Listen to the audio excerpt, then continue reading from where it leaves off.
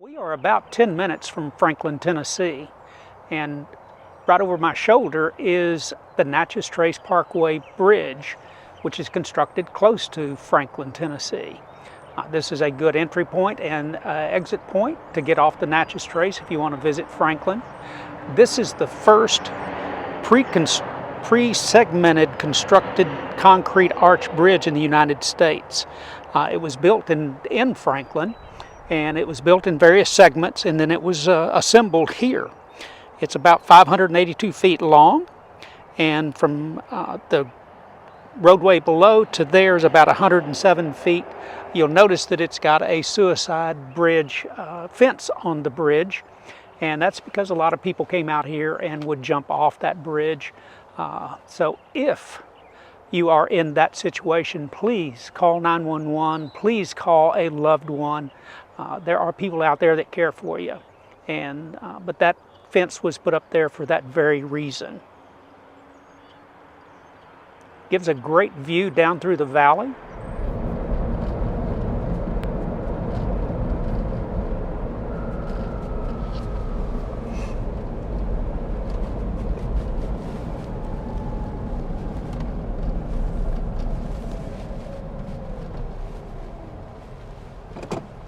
We're going to take a ride over it.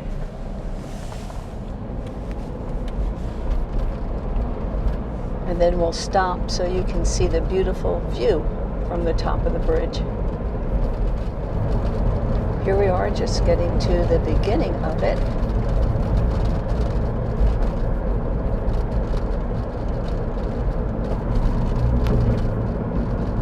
As Gary said, these fences weren't always here. They were put up not too terribly long ago, just for the safety of people.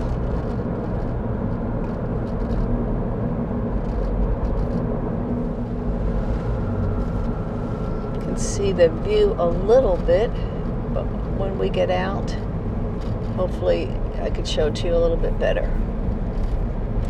The bridge is located at Birdsong Hollow Pullout, and it's just a little parking area here along the Natchez Trace, and the bridge is just right in front of me. So we're going to walk out there. One of the things to remember about the Natchez Trace is a lot of it is slower speed limits, and in Tennessee all of it is open to biking. So there are a lot of bikers that come out here, and they have full access of the lane.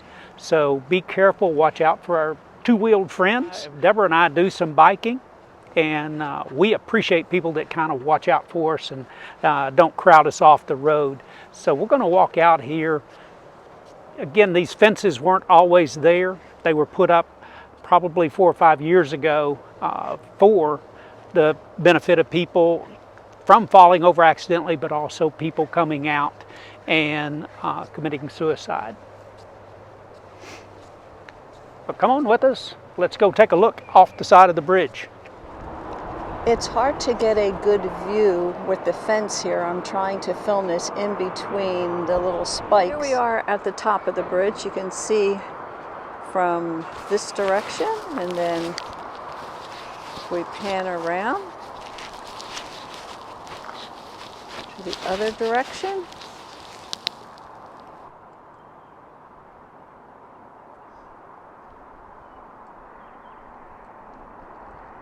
We are at the Loveless Cafe, right off the Natchez Trace Parkway. This place was purchased in 1951 by Lon and Ann Loveless. They purchased the Harpeth Valley Tea Room and converted it into the Loveless Motel and Cafe. Originally, they just served chicken out on picnic tables, and later expanded their home to include some rooms for more dining space. They've become known for their biscuits and gravy, their chicken, their hams and jams, and as you can see, the parking lot is full, and a lot of people stop here to eat. So if you're going to do the Natchez Trace Parkway, I recommend that you stop here and have a meal. It is very good. The motel was closed down and converted into storage rooms, and as you can see, they also have a shop where you can come here to their little store, their country market, and buy their jams and their biscuit mixes, along with lots of other cool little items. The Loveless Cafe is less than 5 minutes from right here. So if you want to grab a quick bite to eat before you head down the Natchez Trace, that's a good place to do that. We are at the northern terminus of the Natchez Trace. 444 miles or so is Natchez, Mississippi, which is the southern terminus of the Natchez Trace Parkway. Of course, the Natchez Trace itself went further than the northern and southern terminus, but that's a different lesson for a different time. There are efficient ways to do things, and there are not so efficient ways to do things. We're doing it the inefficient way because we started a series on the Natchez Trace Parkway at Kosciuszko, Mississippi, which is about halfway between the north and the south. Now we're at the north end. But we will link you to the other 5 videos that we have on the Natchez Trace that start at Kosciuszko and work their way north to about the Tennessee border or a little past that. And so now we're going to fill in the gaps a little bit with some other videos. We hope you like them and hope you'll subscribe to our channel, Exploring and Creating Life Together, that you'll give us a thumbs up and let us know below what you think about the Natchez Trace if you've traveled it, or things that you think we might want to do as well. There are a lot of pullouts along the way on the Natchez Trace where you can pull over, stretch your legs. If you're a biker, they're a nice place to pull over and park your car so that you can bike part of it. And like I say, in Tennessee, bikers have the full deal of the road, so be careful for those. But again, a lot of these pullouts are also only open from sun up to sundown, so be aware of that as well. There are campgrounds, there are places along the way that have restroom places, picnic places. So it's an enjoyable trip. You can do it in a day, or you can take your time and spend a few days doing it.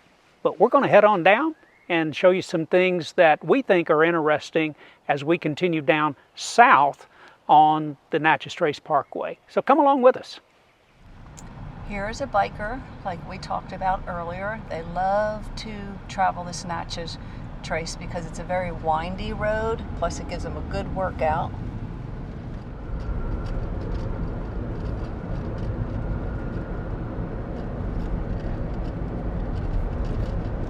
Here's a motorcycle.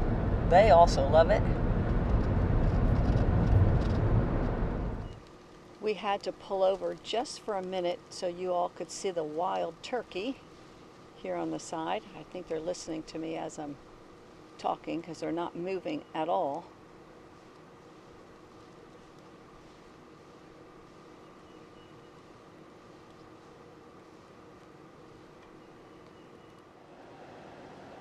Trying to get a little closer so you can get a little better view. Okay, here I am a little bit closer. I'm actually walking up to them a little bit.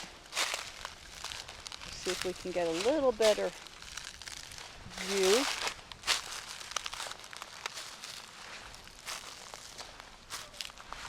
I was hoping one of them would open their feathers.